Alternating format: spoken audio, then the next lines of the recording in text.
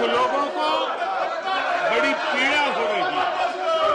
आज इस सदन में महिलाएं जो मंत्री बनी हैं, उनका परिचय हो रहा है।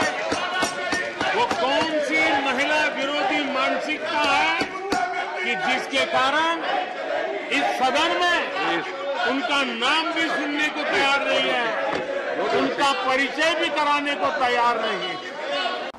नमस्कार दोस्तों, मेरा नाम है रिमझिम और आप देख रहे हैं वायरल न्यूज 24। एक महिला सांसद ने ऐसा क्या कह दिया कि हो गया है अब ये एक इतिहास के पन्नों में दर्ज। जी हां, ऐसा पहली बार आपने सुना होगा या देखा होगा कि कोई सांसद जनता के मुद्दे पर बेबाकी से सदन में बोल रहा है। जी हां, जनता के मुद्दों को कभी कोई भी सांसद नहीं उठाता है, और अगर उठता भी है ये मुद्दा तो हंगामे के बीच में और गाली गलौज जूते चप्पलों के बीच में कहीं गुमसा हो जाता है।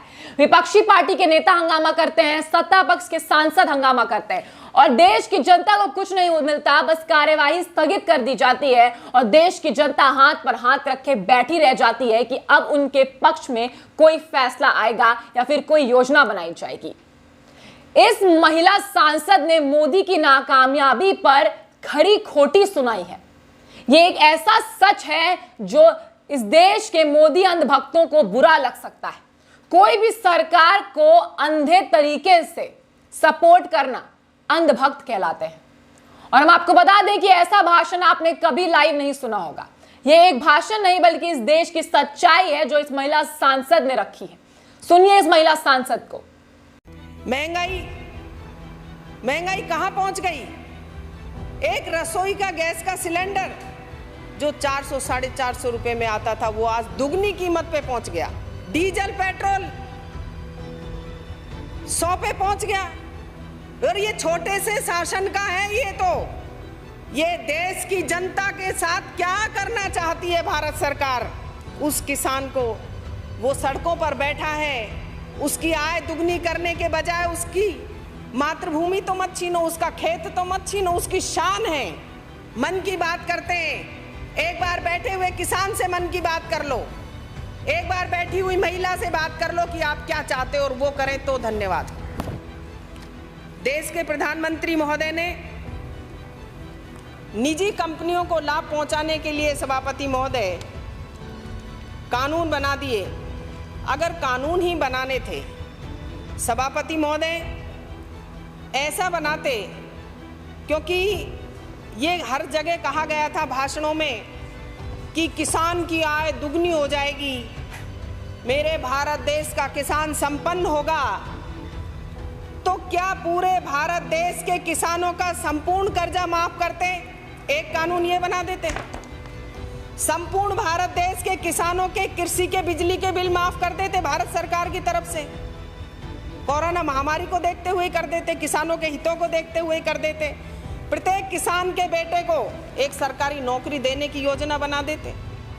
भारत सरकार नहरों से सारे राज्यों को जोड़ने की योजना बना देते। तो किसान क्यों नहीं नाचता गाता स्वागत करता? किया क्या? कैसा कानून बनाया गया? क्या क्या किया? सबसे पहले देश पर नोटबंदी हो, जीएसटी हो, रोजगार, महंगाई, काला धन, एक के बदले 10 सर, चीन आगे बढ़ रहा है। तो ये सारे देश को कहां कौन सी कगार पर ले जाने का काम कर रहे देश का शीर्ष नेतृत्व। महंगाई कहां पहुंच गई? एक रसोई का गैस का सिलेंडर जो 400 साढ़े 400 रुपए में आता था वो आज दुगनी कीमत पे पहुंच गया। और ये तो सिर्फ ये कहते हैं कि 7-8 साल का राज है, उसमें है इतना, उसमें डबल रेट है। 7-8 साल में ही दुगनी रेट 400 से 800-900 पे पहुंच गया सिलेंडर। डीजल पेट्रोल 100 पे पहुंच गया। और ये छोटे से शासन का है ये देश की जनता के साथ क्या करना चाहती है भारत सरकार? एक के बदले कौन सी बहादुरी का सीना? ये ला देंगे, वो कर देंगे, लेकिन कहां है? ऐसा आज तक 70 साल में कभी नहीं हुआ भारत देश में।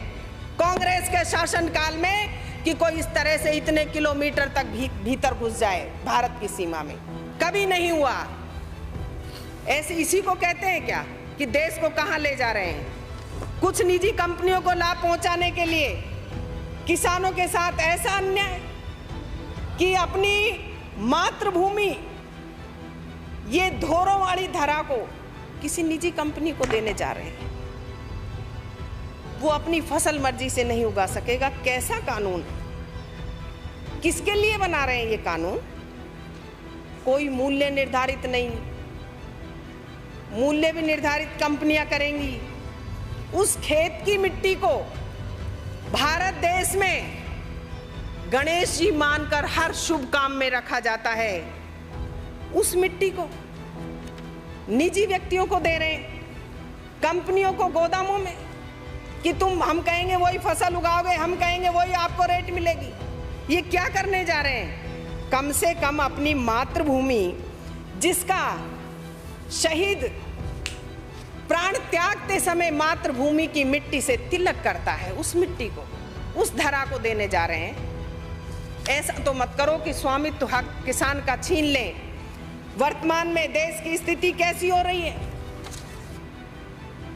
देश की रीढ़ की हड्डी अन्नदाता, जो इस देश का पालन पोषण करता है, पेट पालता है, पेट भरता है, और वो उस देश के लिए, उस किसान के लिए, उस किसान को वो सड़कों पर बैठा है, उसकी आय दुगनी करने के बजाय उसकी मातृभूमि तो मत छीनो, उसका खेत तो मत छीनो, उसकी शान है।